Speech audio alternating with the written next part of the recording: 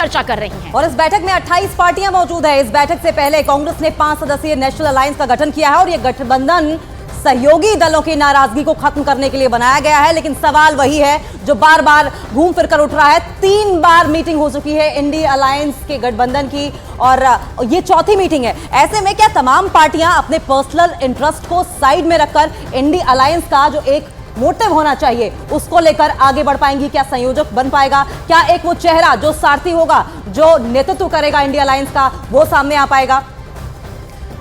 और 2 सहयोगी हमारे साथ इस वक्त मौजूद है। जावेद हमारे साथ मौजूद है, इसके अलावा अरुण सिंह भी हमारे साथ मौजूद है। जावेद, आपकी तरफ रुख करेंगे, कितनी हलचल नजर आ रही है? देखिए, राज्यभर तरीके से हमने देखा है विपक्षी एकता को, लेकिन लोकसभा सबसे बड़ा दंगल, सबसे बड़ा चुनाव, क्या रणनीति विपक्षी गठबंधन की?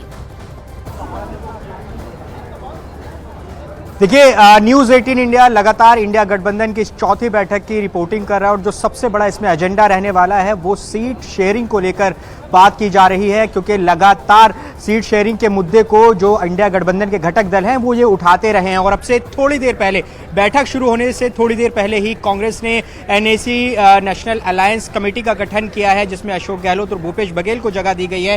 तो कांग्रेस भी ये समझती है कि अब इसको और ज्यादा नहीं टाला जा सकता। पहले से ही जो घटक दल हैं वो ये नाराजगी जताते रहे हैं कि इलेक्शन की वजह से सीट शेयरिंग में दिक्कत हुई है। जो मोमेंटम पहले की बैठकों में बना था, इस बैठक के बाद वैसी स्थिति होती अगर सीट शेयरिंग पर बात होती या फिर चुनावों में साथ में सभी चेहरे दिखाई देते। चुनावी नतीजों के दिन भी कई दलों ने यह सवाल जरूर उठाए कि चुनाव के दौरान एक भी बैठक नहीं हुई, लेकिन कई ऐसे दौर भी आए इसमें जब अखिलेश को लेकर कमलनाथ की टिप्पणी आई कि क्या फिर अखिलेश नाराज हो जाएंगे। लेकिन अंत में जो तमाम बड़े चेहरे हैं इंडिया गठबंधन के, वो एक प्लेटफॉर्म पर नजर आ रहे हैं। वो तमाम लोग जो बड़े नेता हैं वो आज की इस चौथी बैठक में दिल्ली में मौजूद हैं।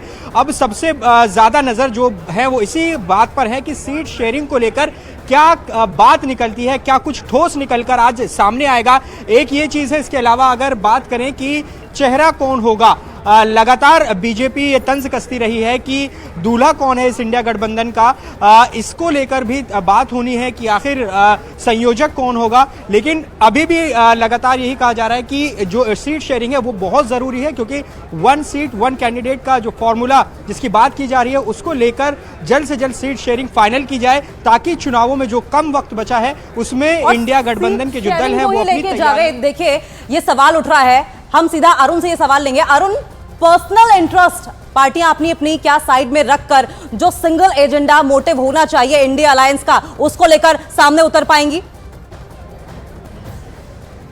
देखिए, मुश्किल होती है। मुश्किल इसलिए भी होती है कि आप अपनी पार्टी की कीमत पर किसी दूसरी पार्टी को वो सीट दे करके बड़ा दिल दिखा करके आने वाले आगे के सारे चुनावों में अपने कार्यकर्ताओं को डिमोरलाइज क्या कर सकते हैं? क्या इतना बड़ा आप कदम उठा सकते हैं कि आप अपनी कीमत पर किसी दूसरी पार्टी को अपना टर्फ, अपना घर या अपने लोकसभा क्षेत्र दे सके? यही तो कॉन्फ्लिक्ट ऑफ इंटरेस्ट होगा, क्योंकि ये पार्टियां अब तक अलग अलग लड़ती रही हैं। अब एक सीट पर 4 पार्टियां दावेदार होंगी, जैसे महाराष्ट्र में है। वहां पर शिवसेना भी, उद्धव गुट चाहेगी हम लड़ें, एनसीपी चाहेगी हम लड़ें, और साथ ही साथ कांग्रेस चाहेगी हम लड़ें। तो मुश्किल होंगी, लेकिन उसी मुश्किल को आसान करने और बीच का रास्ता निकालने के लिए आज की बैठक हो रही है। अब दिल्ली और पंजाब की बात करिए, वहां आम आदमी पार्टी और कांग्रेस के अंदर जबरदस्त मतभेद है। इन मतभेदों और मनभेदों के बीच कॉमन मिनिमम प्रोग्राम क्या होगा, वो मुद्दे कौन से होंगे जिन पर सब सहमत हैं?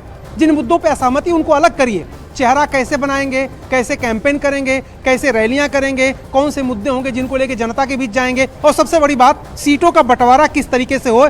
जबरदस्ती, कई ऐसी पार्टियां जो जबरदस्ती दावे करती हैं और उनको वहां पर वोट मिलते नहीं। ये सब बातें आंकड़ों के जरिए वहां पर होंगी। ये जो कमेटी बनाई है कांग्रेस ने, इसीलिए बनाई है कि हर लोकसभा सीट पर कांग्रेस अपने उम्मीदवारों को कितना वोट मिला, विपक्ष के लोगों को कितना वोट मिला, इन सब का अध्ययन करके, विश्लेषण करके ही सीट बंटवारा हो सकता है। और यही सबसे बड़ी मुश्किल है, और अगर ये मुश्किल आसान हो गई तभी कुछ कर पाएगा ये इंडिया गठबंधन। यहाँ पर आपसे ये भी जानना चाहेंगे, क्योंकि देखिए, राज्य के चुनाव होते हैं तो जाहिर सी बात है मुख्यमंत्री होता है, लेकिन जब लोकसभा चुनाव होते हैं तो पूरे देश के प्रतिनिधित्व करने वाले एक चेहरे को चुना जाता है। विपक्षी गठबंधन भले ही सीटों का बंटवारा कर दे, लेकिन क्या वो एक चेहरा सामने आ पाएगा?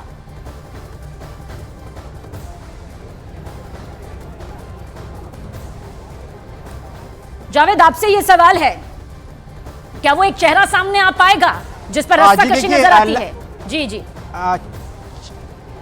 चेहरों की बात जरूर हो रही है। अगर देखें तो इस गठबंधन में सबसे बड़ा जो राजनीतिक दल है वो कांग्रेस है। कांग्रेस के पास अपने कई चेहरे, लेकिन सवाल यही है कि चेहरे के साथ जाएंगे या किस तरह से आगे की रणनीति रहेगी। लेकिन उससे ज़्यादा ज़रूरी जो तमाम दल हैं वो ये बात कर रहे हैं कि सीट शेयरिंग पर बात होनी चाहिए। हालांकि आज सामना ने जिस तरह से सामना में लिखा शिवसेना ने सारथी कौन होगा, तो इस पर भी लगातार बात उठ रही है।